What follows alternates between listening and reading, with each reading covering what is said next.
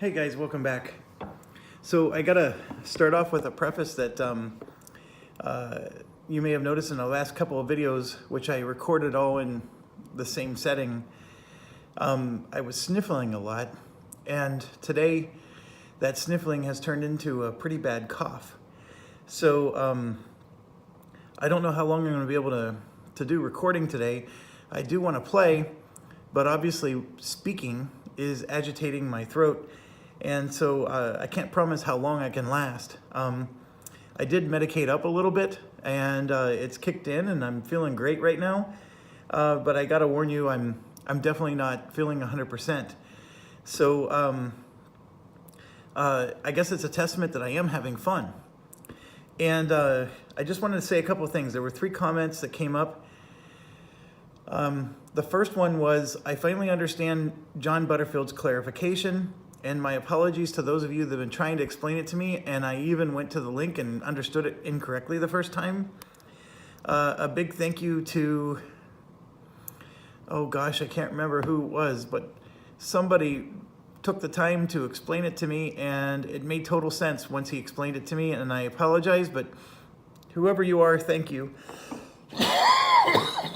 Okay, so anyways, let's so first of all, the really good news, the really good news is there's very little feedback that these last couple turns went poorly. The rules were the rules, and we executed them. So, yay team. The first thing I want to talk about that's not related to this particular playthrough is somebody told me that this video series convinced them to sell their copy. And you know what? I just wanted to say real quick, that didn't offend me at all, because that actually was quite an honor, because it means that I'm showing them what it takes to play this game, and they realize that this isn't for them. I've always been an advocate that you get what's for you, and I can tell you right now, I will never play this war of mine ever again. And I know people love that game, and I despise it. To me, it's just Oregon Trail. You draw a card and it tells you you died. Yay, where was the fun in that? I can go on and on about how I hate that game. But that doesn't mean other people can't love it. And so it's just not the right game for me. So, and this game, as much as I'm enjoying it, I am disappointed with how much I have to memorize and how many exceptions there are to the norm. I think the difference between war games and Euro games is that the Euro designers never try to have so many dang exceptions. Whereas wargamers sort of, I don't know why, but they put more and more in. And I think it's because they're trying to recreate historical everything. And so therefore there's an exception to the exception, and it can get cumbersome. And this game can be quite cumbersome from that perspective. I mean, I've gone through a 28 video series of making constant mistakes to learn this game, and I totally understand why somebody would not want to do something similar. It's almost like a second job. Okay, with that said, the Butterfield rule. Okay, so I'm going to just grab this unit here, and we're going to just use an example here. So let's say I did 4 hits to this unit. 4 hits, we already know is going to kill this guy, right? The first of the 4 will make him retreat. The second of the 4 will make him retreat again. The third of the 4 will make him take a hit, and the fourth of the 4 would destroy him. Well, what John Butterfield explained is, well, then let's talk about something else. I'm going to grab another allied unit that's dead. Both of these units are dead. Let's say I had an allied unit right there. No, right there. So I do 4 hits to this guy. First one retreats. Second one retreats. Let's say I only do 2 hits to him, and then this one gets disrupted, right? So my units were here. I can move in to the vacated spot, and I can follow his path of retreat, which allows me to move from zone of control into zone of control. This is one of the few times, or maybe the only time in the game, where you can violate zone of control rules. So, so that allows me to move in, and even though this unit has zone of control on me, I can keep moving because John Butterfield explained that it simulates you chasing the ally as it's retreating. However, if the ally retreats, and then takes damage and gets eliminated, what John Butterfield explained is that he really never retreated. In that situation, he just held his ground and fought to the bitter end. And so therefore, you're only allowed to go into the vacated spot, and that's it. You can still do a second move if you wanted, but you're now subject to the zone of control rules. So you can't violate zone of control.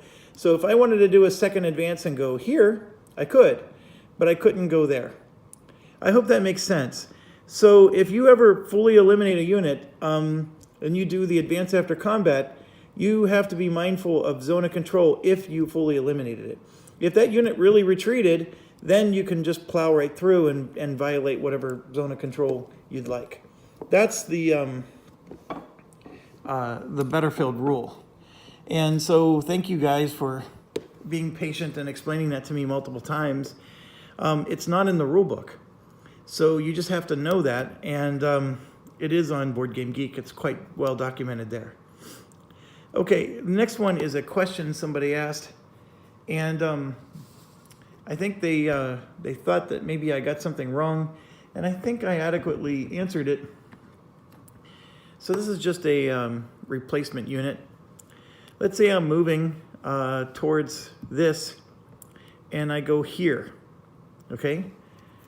By entering this space, I would have to do a roadblock check here and here, okay? Both of them. What they suggested is I don't have to do a roadblock check unless I'm here with a road that actually connects to that spot. And I think they got it confused. I went back, I checked the rules. I'm doing it right. You do roadblock checks for both of these spots, and you get to keep moving. It doesn't even stop you from moving. The thing that stops you from moving is if I would have approached, I'm coming down this road and I went here, then I would do a roadblock check. And if a roadblock appears here, I have to stop moving because my hex connects to that hex via road. Okay? That's the thing. If I'm here, my hex doesn't connect to that hex, so therefore I can keep moving. I can never move onto a roadblock, but I can keep moving some other direction. Same goes here. If I'm coming this way, I do a roadblock check here. If this roadblock appears, I have to stop. And then if I go here, I have to do a roadblock check there. If a roadblock appears, I have to stop. So the key factor is if you go next to any position that has a road in it, you have to do roadblock checks. Take note, I didn't have to do a roadblock check for this one. You never do roadblock checks here. It's only a place with a road. And then whether or not you have to stop is determined by whether you're on the road that goes to that spot. So if I'm here, I don't have to stop. If I'm here, I do. Or here, I do. Or here, I do. Or even there or there. Okay? And I know so it's crazy. So let's say I'm coming up from the south here, and I move to this spot. I have to check both roadblocks. And if a roadblock appears on this one or that one, I have to stop because I connect to both of them. Okay? So I hope that helps with the roadblock rule. I'm pretty sure I'm doing that one right. I did confirm the rules on that, and it does confirm what I just said. Okay, so we're at the end of the day. We're going to go start a new day. And the first step is always the reserve phase. So you can see here, we got a crap ton of reserves coming for the Allies, largely because we delayed the 101st Airborne. So you're going to see a big stack of those guys show up. There's some 5th Corps guys that showed up. And there's yet another from the 18th that showed up. So there's a lot of Allies itching for a fight. And then the good news for us is we got a bunch too. And this does say the 17th on it, so we're going to get to do a deployment with this guy. And so we have a couple of red Corps showing up, and then we have a 2nd Panzer Division Corps, which is a brand new corps showing up, like so. Okay, so let's deploy. This one, you can see, has the LXXX. So it's the 80th. So they're finally getting some armor. Remember, we have to be 3 spaces away from this, so it'd be 1, 2, and I'm just gonna go back here for 3. And then the idea is I can maybe get them across a river or something at some point. We'll see. Okay. So that was a free deployment because this was 2 days ago. We're on the 19th, and this one was supposed to deploy on the 17th. And so we get a free deployment when that happens. Okay, what's next? Next, we do card prep. So you can see here the Allies started to do some actions. And then the first thing we do is we go into this deck. This is the offensive action deck. And we grab the top 2 cards, and we're going to mix them in to this deck and shuffle them. So they're going to start getting some action cards that are on the offensive. So that is starting to happen today. I'm going to open the back of the rule book, and let's look at what else is going on. Our supplemental cards are 7. The command level is only 3 now, so you can see the Allied impulses are happening quicker. And right here, this add 2 cards, that's what we just did.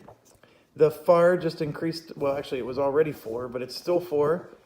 Allied activation is based on strength now, and that's just another one of those checks. Whenever we check to see whether or not the core activates. Strength, if they have a strength 2 times greater than the unit next to them, they will activate. And then we're going to have to start German supply checks. So it is possible our von der Heit and other ones could start running out of supply, depending on the situation. Okay, so then we're going to grab these command cards. And for the 19th, no new cards are showing up. There will be some on the 20th, though. So we shuffle these. And man, oh man, I'm so happy I sleeved these. They're shuffling so much easier now. Okay, then we come to our cards. Primaries always, always, always go straight into the draw pile. I always like to check to make sure I didn't discard them in the wrong pile. Okay, don't do anything with the supplemental. The December 19th, a primary and 3 supplemental does show up. So here's a supplemental, another supplemental, and then, 3 supplemental, and then a primary. Remember I told you there's always a primary for every core?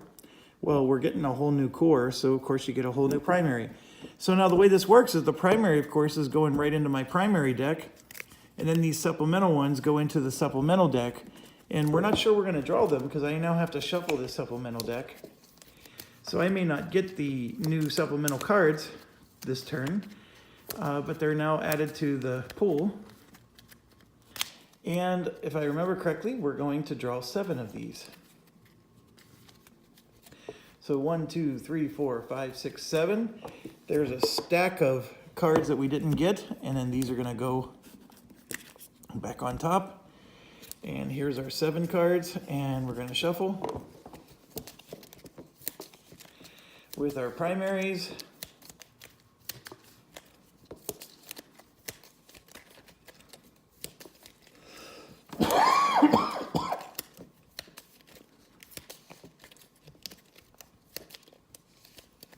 And 1, 2, 3, 4, 5, 6. All right, so we get 6 cards that we can call our own. And you can see I got the 7th Army. I got the yellow primary. I got this primary. We do have the blue, which is not primary. We got the primary for the brand new core. And we got the primary for those guys. So lots going on, actually, for us there. Okay, so next is the supply phase. So we have to check supply for everybody. These guys in the south are still pretty easy because these roads that go to the off the south edge are all in supply. So they all have supply. If I was able to get this guy behind him, I could cut this armor off from supply, but that's not the case yet. This guy over here easily has supply. He can just go 1, 2 and get on this road and take it down. So there's no issues there. Now, do we have supply? The answer is yes, because I can go 1, 2, 3, 4 and get onto this road, and then you can see I can take the road all the way over. This guy is out of supply, and that was intentional by us. So he is now low supply for that stack. And this guy has supply, no worries there. Supply. This one can go 1, 2, 3 and get to this road.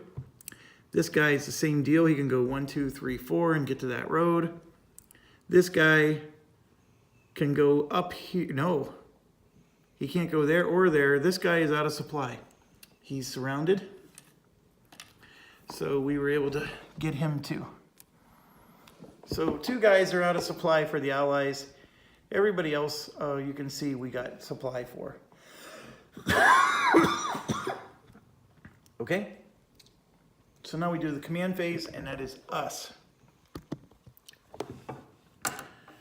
Okay, there's a lot going on. We got these yellow units, which I think have been doing a lot better. I have these blue units. And remember, I was telling you I'm a little regretful that one of the units is allowing them to have supply going all the way in.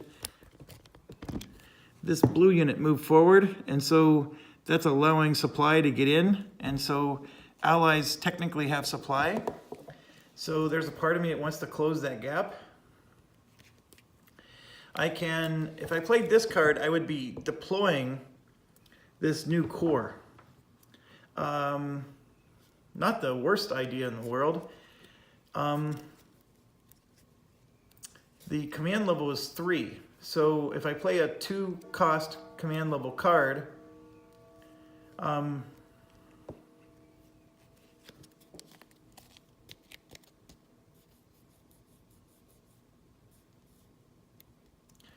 that tank has been a real problem.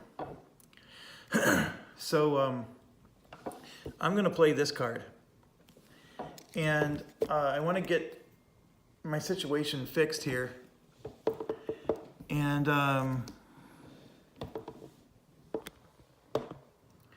the thing I want to fix is I don't think I can defeat this tank with these guys alone, and I want to cut off this road that's giving the Allies supply to areas that I've already taken.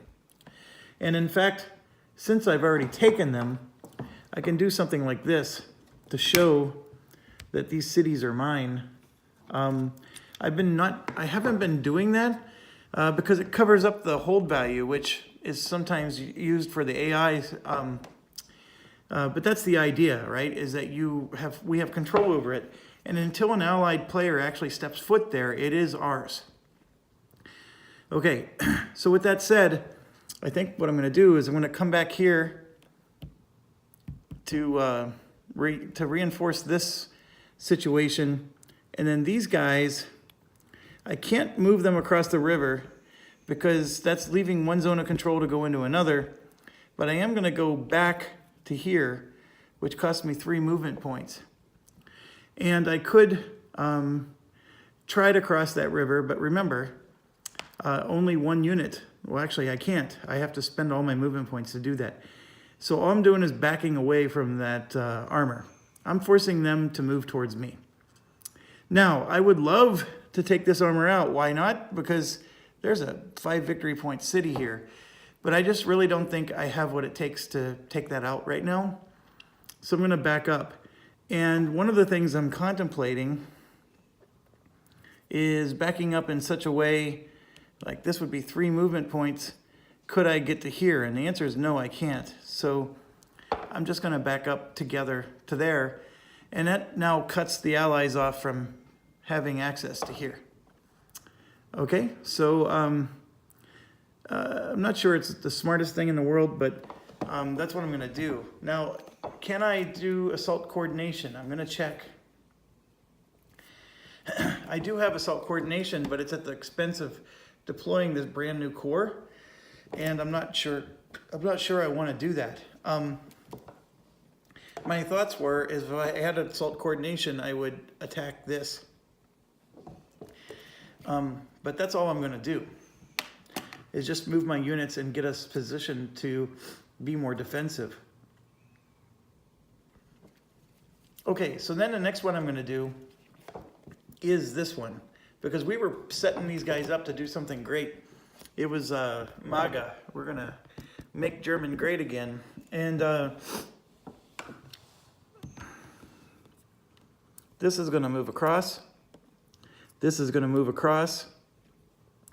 And this one, I can even go to here if I really want, but by doing so, I'm sort of trapping him, but I'm going to do it. And so now we're going to attack this city with 1, 2, 3, 4, 5, 6 chits.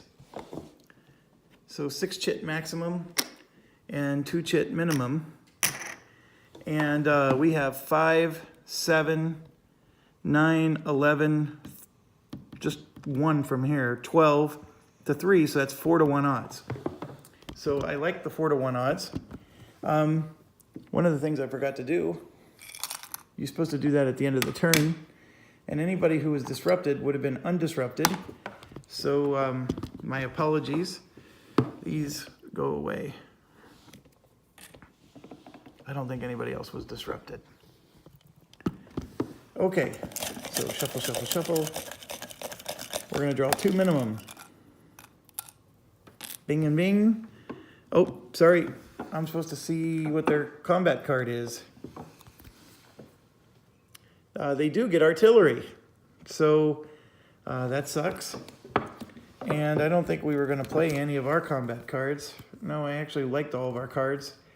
So, so they are going to get artillery. So that's a hit on us. Oh my gosh, both of them were artillery. So it's 2 hits on us. Well, I'm going to draw 4 more. Can't get any worse, can it? Yes, it can. But let's try 1, 2, 3, and 4. All right, there's no such thing as a flank attack against a town.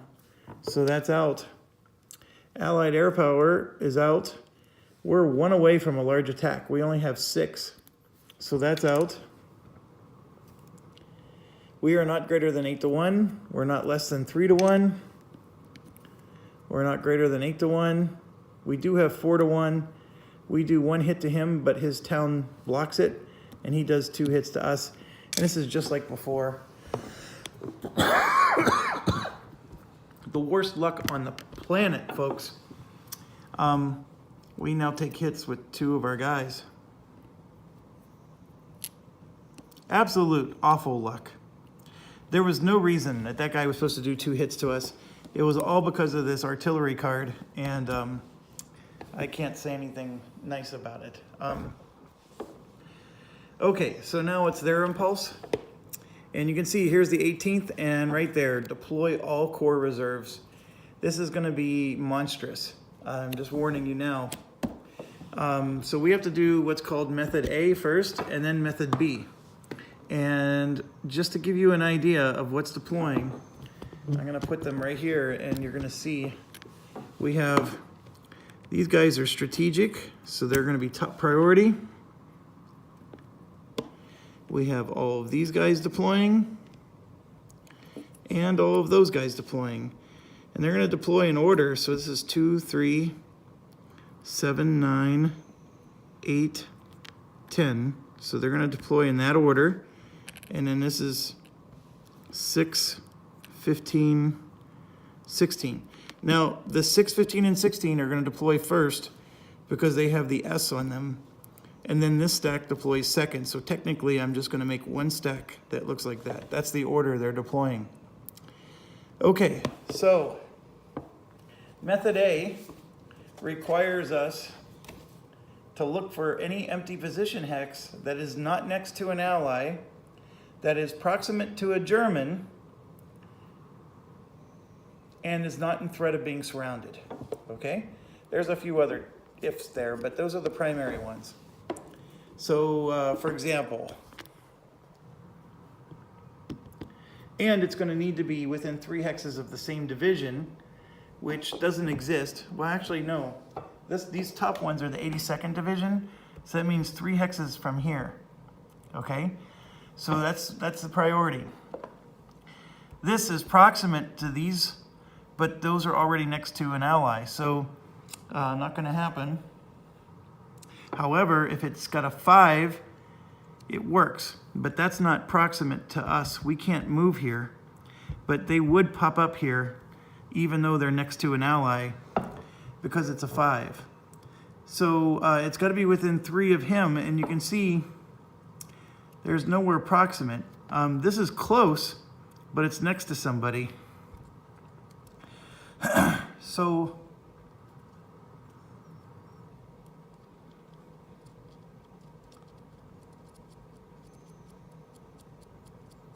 there's no deployment method A being done today. However, deployment method B kicks in. So then what deployment method B says, first and foremost, is if they're in the same division, they're going to just go in the same exact location as wherever their other units are. So this one is in here, and it's an 82nd division with 2 pips. So we can send this one with 2 pips, and he would go on top. And then this one with 2 pips would go on top, because all 3 of them are the same exact division. Now I have one other from the same division, but he can't go there because they hit their stacking limit. So now we got to go look for the rest of method B. The rest of method B is it still has to be an empty position. It has to be in the core area. And by the way, the core area is this little squiggly line down here up to the top of the map. So it's a huge area. It has to be traceable for Allied supply. It has to be within 3 hexes of the same army and within 4 hexes of a German unit, regardless of zone of control. It cannot be in danger of surround, and it can't go where a German city is. So, for example, it couldn't just pop there. And then it's going to look for the highest HV. Okay, so same army is just these colors. And then it's going for the highest HV within 3 hexes of a German unit. So if you look real quick here, there's one and only one place that's jumping out at you. It's this one. It's a 6. That's higher than anything else out here, and it's within 3, and it's within next to an army of its own army. Okay, so that's done. So the next one we have is CCB 7th Armor. Okay, so we already know method A is not working, but method B, there's a 7th Armor here, so he's just going to stack and then stack again. So this guy is now a powerhouse. Okay, so next one we have has no army at all, or division. It has no division. So where does he go? Well, he's just going to go here where the 5 is, using method B. Next one we have is the 30th division, which is a new division. So they're going to go somewhere. There's a couple 4s out there, so then we have to go to the next tiebreaker, the westernmost hex, and then closest to a German. So the westernmost 4 is right here, and then these 2 are from the same division, so they would go here and then here and stack like this. So now you're seeing that the Americans are starting to get big mega stacks of doom, and then that in conjunction with their attack cards, you can now see how they're going to start punching us back. So I'm really grateful I backed up.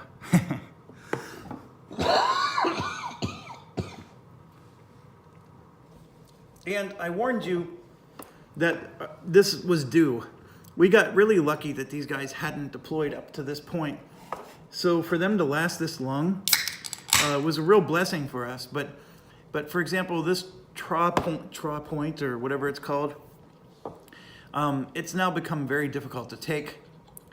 And our better bet is to cut them off from the north. But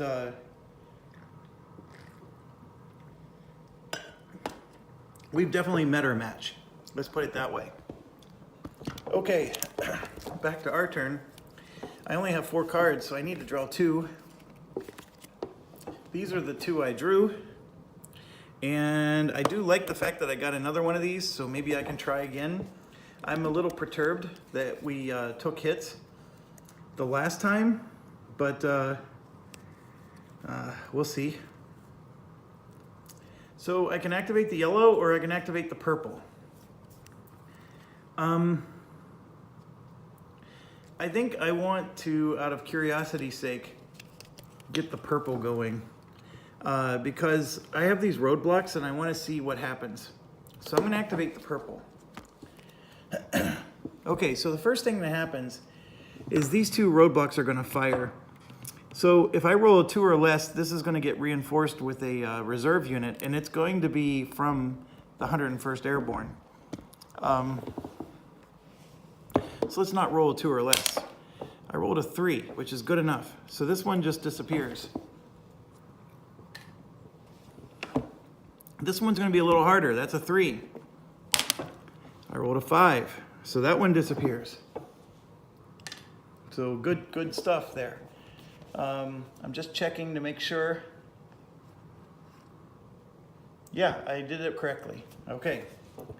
So now I'm activating. Well, of course I want to destroy him. I have 3 units here. I have 2 more here that was holding this road. So I think I'm going to leave this unit here to hold that road. Actually, I'm going to move this unit. Well, I want to move him to here, right? But the problem is, oh, come on. I hate it when they flip like that. It's like, you know, micro machines where you hit them in such a way they flip right over. Okay, so I would like to go and hold this spot because it's a nice triple, like it's where the road merges. However, he has no zone of control unless he stays in a city. So by here, he's going to have zone of control on both of these roads, and he's going to cut off supply. But this unit is going to move, and I can go here for 1. He has no zone of control, so I'm going to go 2, 3, like that. And I could, if I wanted, move these guys into the here, so we at least have him cut off. But I have a feeling he's just going to retreat anyways, so we're just going to stay right here. Okay, so then what are we going to do with the rest of our guys? Well, I want to move these guys down. So now we're going to have to do a 6 check. And if I roll a high number here, baby, I get the city for free, baby. If not, then it's going to turn into a roadblock. Oh my gosh, you can't see it, but look at this. He's an 8. So no roadblock happens, and I'm just going to steamroll right into here and take this and get a yes to the fuel. And I scored myself 5 victory points. 1, 2, 3, 4, 5 for doing next to nothing. Okay, so now we have a lot of options that just opened up for us. So I have St. Hubert here. Okay, I have... Now, one other thing I'm not sure of. See, this guy came in as a reserve to this spot. Should I have done a bridge check there? And my answer is no, because he didn't move there. But I don't know for sure. Anyways, it would be really nice to take Arlon down here. That would be a nice prize. But with the 101st Airborne coming in near these guys, chances are Arlon's going to get defended pretty heavily. Now, what I can do is I possibly could get Hubert here or La Roche. The problem is as soon as a roadblock shows up, my opportunities dry up fast. Okay, does that make sense? I can also try to go up this road and get to Manhay from behind. Now, I think somebody mentioned, you know what, don't forget your prize. And the prize is you want to get across the Meuse. So I think I want to just keep pushing left. And I may ignore some of these 2 victory point cities along the way. Or if anything, I will distract them by putting roadblocks there, and reinforcements are more than welcome to show up there while I keep pushing. I also don't want to lose supply. So here's what I'm going to do. I'm already here, so I'm going to push across this bridge. Now I have to roll for that 2. I rolled a 1. Okay, so this roadblock shows up here. I don't have to stop, but if I were to move into this space, I would. Okay, so what I can do is, that was 1 movement point. The woods is 3 movement points for me. That would be 4. And see, then I'm stuck, because that cost me a lot of movement points to go to. So I might as well just go here and stop. That's all I get to do. Okay, and then these guys, they're going to have to spend 2 movement points to go here. And now we have to check to see if the Allies blew up that bridge. They did not. So this bridge, by the way, is ours. And I'm going to cross this bridge. Oh, we got to check for a roadblock as well. All right, so we're going to cross this bridge. And so that bridge is also ours.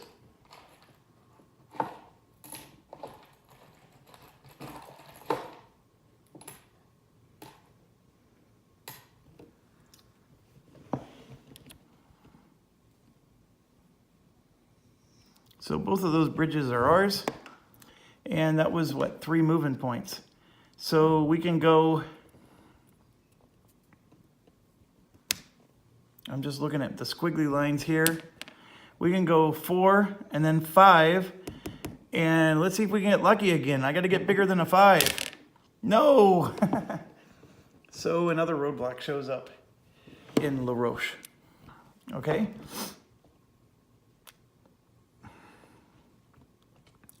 All right, so now we're going to resolve this battle here. This card I played is 3 points, meaning that our command is ending. So what I'm going to do, what am I going to do?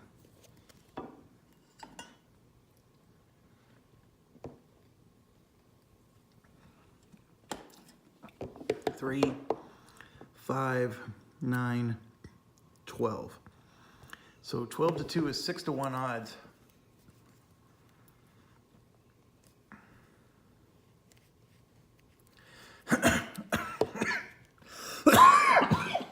Sorry. I'm going to play this card, and that's going to make sure that I have him flanked. Okay, so let's draw. And I drew his core. So this was bad, very bad. So what's going to happen is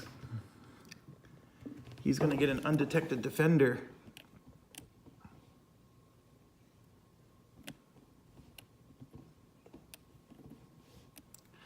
This guy is coming out right there.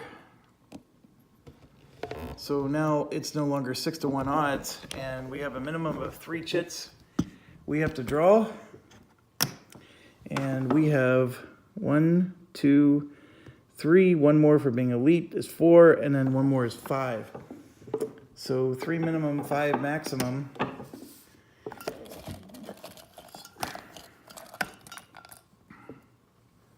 Was he in communication? Yes, he was. Dang it. I really should have. See, that was a mistake. If I would have moved these guys down to here, he would have been out of communication and would not have gotten that reinforcement. That was a big mistake on my part. So lesson learned, folks. Okay.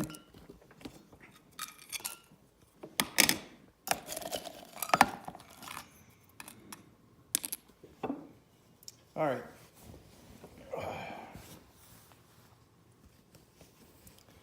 Okay, so what is our combat odds now that he's got the new guy? He's got 5 points. We have 12, I believe. So we're only 4, 5 is 9.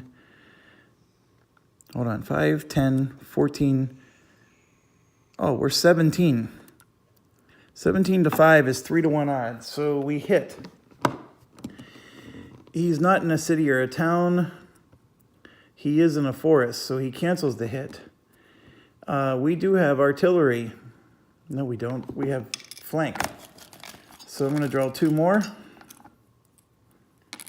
And we're greater than 1 to 1. And we're greater than 1.5 to 1. So we're going to do 2 hits to him, and he's doing 2 hits to us. Well, that's not very fun. Okay, so with the 2 hits to him, he has 3 pips. So we have to determine what he's going to do. This is 3 pips plus 2 is 5. So we have to do that hold check. And the next check is anybody across the river? No. Is he surrounded? No. Would retreating cause a step loss? No, he has one place he can go. I really should have surrounded him. I don't know what I was thinking.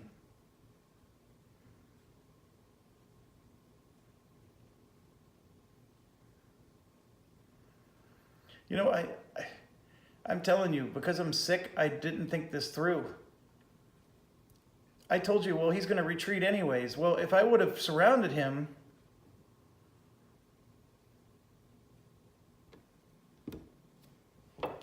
yeah, you know what? I don't usually do this, but I'm retroactively changing this.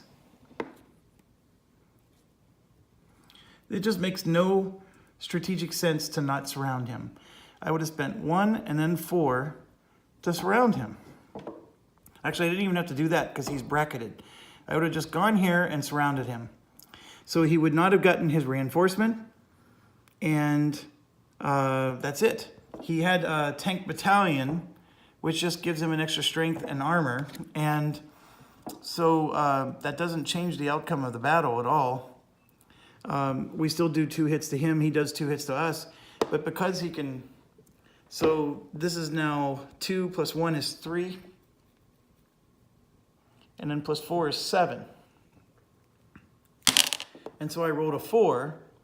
And so what he would do is he would take the step loss and not try to retreat. But it doesn't matter. He only needed 1 hit to die. So anyways, he's destroyed. And I'm sorry if that upset some of you because I retracted. But it just made no sense. The more I was diving in, the fact that I didn't surround him was going to allow him to retreat without taking a damage. Whereas now, if he retreated, he would take a damage. The fact that I didn't even have to roll a die, by the way, because now that he was down to 1 pip, he was going to retreat no matter what. But the other thing is that prevented the reinforcement from coming in too. So all in all, that was just a way better move. It does mean I wouldn't have had a 3-chit minimum draw, but I'm okay with that. Okay, these are 2 deaths, so I'm going to give myself another victory point. I do have to take 2 hits, though, and these are elite units here, and I'm going to have to take a hit with this one, and then, to make matters worse, to prevent him from dying, because that's where the second hit would have to go, I am going to have to disrupt my units. But I'm okay with that.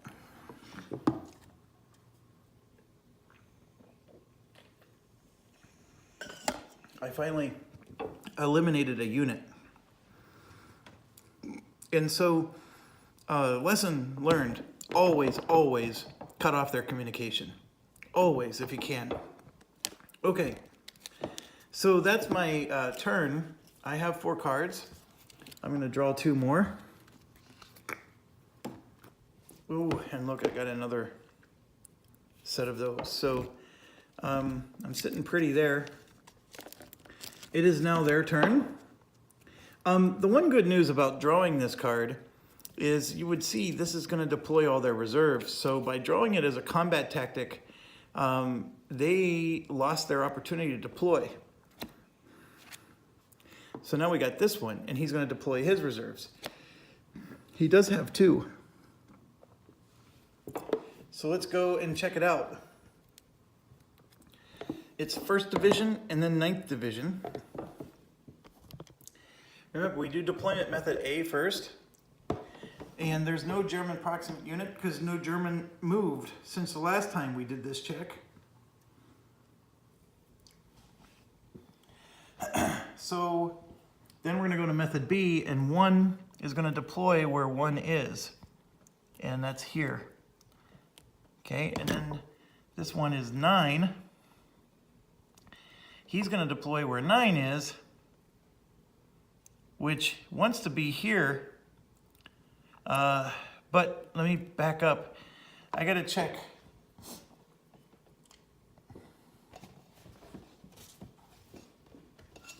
They may not be willing to be surrounded.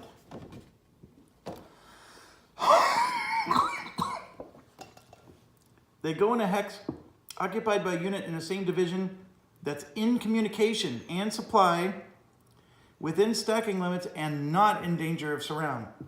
So they're not going to go to those places.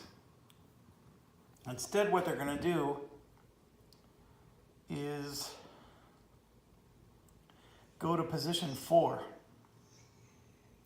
That's within 3 spaces of them and 4 spaces of a German, their army, 3 spaces of their army. So this guy is going to deploy first. He's going to go in the westernmost 4 there, and then this one would go in the westernmost 4 of there. So that's where they would go. So here's the logic again. They're absolutely not going to go where their division is. They want to, but they're in danger of being surrounded. As soon as somebody moves here, they're surrounded, or there. Actually, this one's not in danger of being surrounded because we can't move. So actually, this guy will go here, but this one will not go here because we already have him surrounded. So he'll just go into that 4 spot that's westernmost. And it's easily within 3 spaces of a German. And this is their army, so they're within their army too. Okay, so that's their turn. And we knew this was coming. We knew they were going to reinforce a lot and blah, blah, blah. And those yellow units now have quite a fight on their hand, actually. So that is a bit of a problem, but not too much. So now it's back to us again. And I think I'm going to try this one more time. Let's see if we can get these guys to go down. And it's a 2 pip. And then 1, 2, 3. Oh, it's only 4 pip maximum now. So 4 pip maximum, 2 pip minimum. Oh, we got to draw his card. Oh no, he drew his core. Oh. So guess what's going to happen?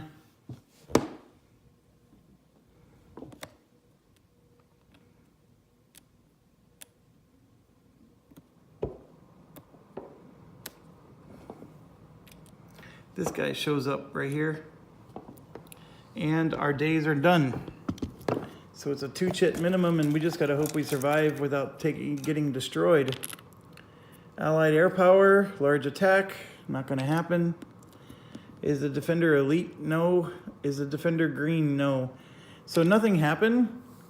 Actually, it's a 4 chit minimum because he arrived.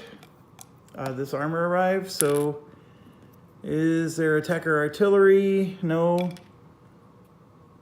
Are we greater than 4-1 or 7-1? We would be, but we're not now because they have 7. We have 5, 6, 7, 8, 9, 10, 11. 11-7. Yeah, we're not even 2-1. So there's no hits to either side, and we're going to back off. So once again, just like the last playthrough, this guy is the most stout guy on the planet, and we are never, ever, ever, ever going to take him. So the best bet I have now is when I activate, I'm going to move these guys across the river and then move them again down to here. That's the best bet that I have. So it was a very unfortunate thing. So what I'm going to do now then is I'm going to activate the 7th Army and use that to activate these pink guys. So let's get the pink guys rolling. And this guy's holding the city just fine. I think this guy's holding the city just fine. We have this roadblock here we need to check. So where's the dice? Right here.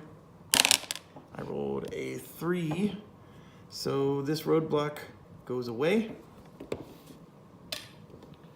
Nothing happens. All right, so now I want to, where was this guy? He was here, wasn't he? I'm trying to get behind him, but I'm worried. So I'm gonna do it. 1, and let's check. Okay, so we got a 6, and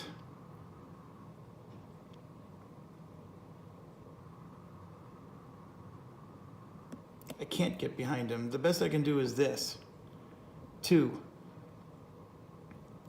And then the best I can do here is just, well, I can do 1. I can cross the bridge here. That's the best I can do with him. And then with this one, I can at least do a 1, 2, like that, and then at least attack this guy. So it's a 1 minimum, 2 maximum, or 1 minimum, it's just a 1 chit draw. That's all this battle is. So let's draw a card for him. That's not his card. He's gonna get, we're on the 18th, so he gets artillery. So we're just gonna draw, and it's just gonna be 1 chit, and that's it. And this is gonna be quite the show here. All right, so we drew a blue. And so I'm gonna pour all these back in. This is not the priority side. What's on the other? City Forest. He's in a broken. So with the broken, it's we take a hit, he takes a hit. I think that might actually work out. I mean, it's gonna suck that I have to take another hit, but with him taking a hit, he will retreat, actually. He wants to go this way, but he'll go that way. And by the way, somebody pointed it out, but they always want to go into towns if they can, which is exactly what he just did. So even though his retreat direction is this way, he would go into this town. And now he exerts a zone of control as well, which is actually a problematic thing. So I will go ahead and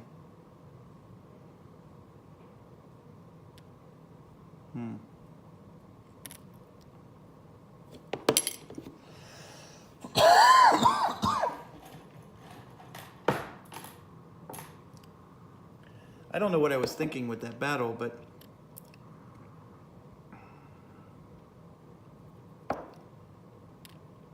okay, so there's a temptation to try to go this way and take Ardennes. Obviously, he's not going to take it by himself unless I get lucky with roadblock checks. This one, if I cross the river, that's great. However, he's on this side of the river, and I need to do a check to see if they blew up that bridge. They did. So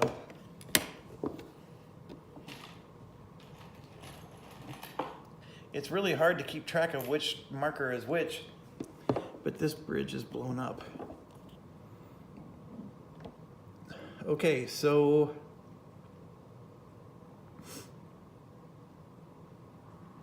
I still like it because I pushed him away. That's fine. The bigger thing is I'm 1 move away from getting him. I do need to check for a roadblock here.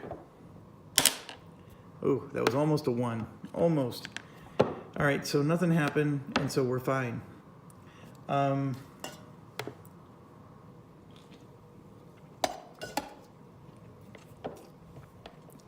We're done because of this. Although I do think I can get him out of supply or out of communication. that's the end of our turn. We have 1, 2, 3, 4. So I'm going to draw 2 more cards. And we did get the pink and we got another purple. So we're going to go for them now. And we drew a no command. They're going to do engineers. And what the engineers is one of those roadblocks is going to turn into something. And that's over here. And I think it's going to be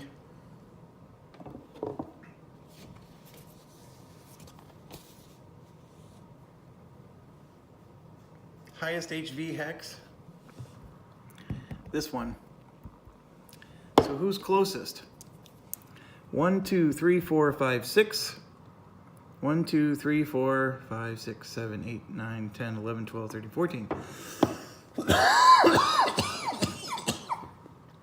So the fact that he's the closest is helping us, folks, because this is going to be replaced with a reserve from here.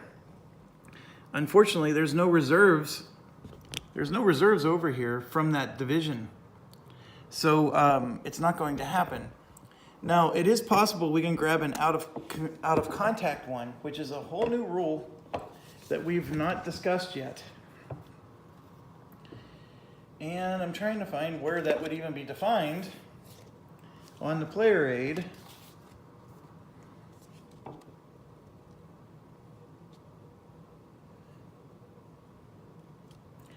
It's got to be on here somewhere because this is a pretty cardinal rule. Right here, out of contact. An allied unit is out of contact if either A or B is true. A, it's in allied communication and no German unit is proximate and its removal would not create a gap in the line.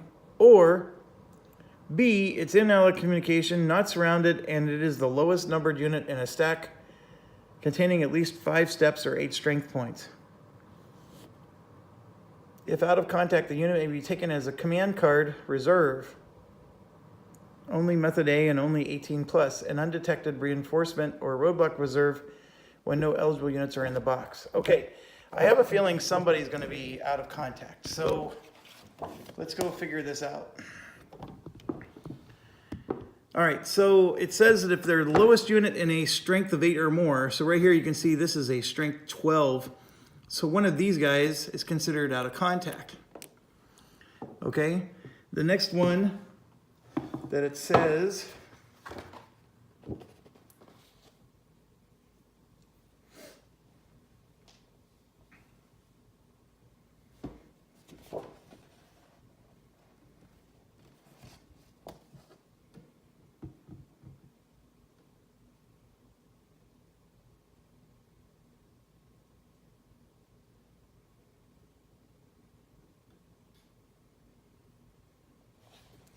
all right, we're going to have to look at 15.4 to see what happens when there's a tie, because there's more than one unit that's going to satisfy this. So is this guy holding a gap? This is really hard to say, but I'm going to say he is, because he's controlling a zone of control up here, and these guys are controlling a zone of control there. But this is 3, 6, 7, 8 strength. So one of these qualifies. One of these qualifies. This is 3, 6, 9 strength. One of them qualifies. This guy is not holding a gap. This one has zone of control here. He has zone of control here. And this guy is protecting a VP hex. So arguably speaking, this entire stack is not controlling the gap because he's controlling a gap to there and that one's controlling a gap to there. So everybody in this stack qualifies. One of the units here qualifies and one of the units there qualifies. Okay? I would argue that these two are definitely holding the line. So now we got to figure out, well, which of them do I choose? And it says go check 15.4.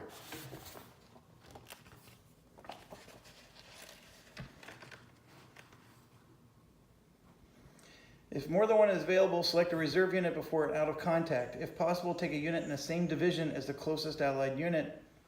If none, the same core. If a choice remains, take the lowest numbered unit. Okay, that's going to be the armored. I'm guaranteeing it's going to be the armored. This one's a 10, a 9, and an 8. The closest unit, by the way, to this roadblock is 1, 2, 3, 4, 5, 6. So it's the 82nd. If possible, take a unit in the same division as the closest allied unit, then the same corps. So they want to take somebody from the same division as the closest allied unit. So that's 82nd. So these guys are out and those guys are out. So now we're going to just take the lowest number from here, 15, 6, 5. So these units are going to disappear and go through a teleport and show up in La Roche. So thematically, what this represents is they're out of contact with the Germans. And so when we saw them in that stack up there, that's because that was the last known intel of where they were located. But they really disappeared and used their time out of contact with us to move down to here to reinforce La Roche. That's the idea. I can generally accept it. I mean, I like the idea that the roadblock tells you somebody could be there. D-Day Iwo Jima does this a little too much, where if you move into the city, you think you're going to take it, then all of a sudden it's like, surprise! Sorry, that was my bad Chinese accent. Okay, so there she be in La Roche. Why did this happen? Because they drew a no event card. Okay, well that's their turn. That's the good news. So now it's back to us. I'm at an hour. I am coughing a bit. I hope it's not bothering you guys too much. I am Jeremy, but the good news about you joining me at the table, at least through a video format, is you're not going to get it. So I'm going to at least do one more. I may not go as marathon as I do some other nights, but I'm definitely curious to see how this plays out. There's so many things I want to do. So thanks for watching. Stay awesome.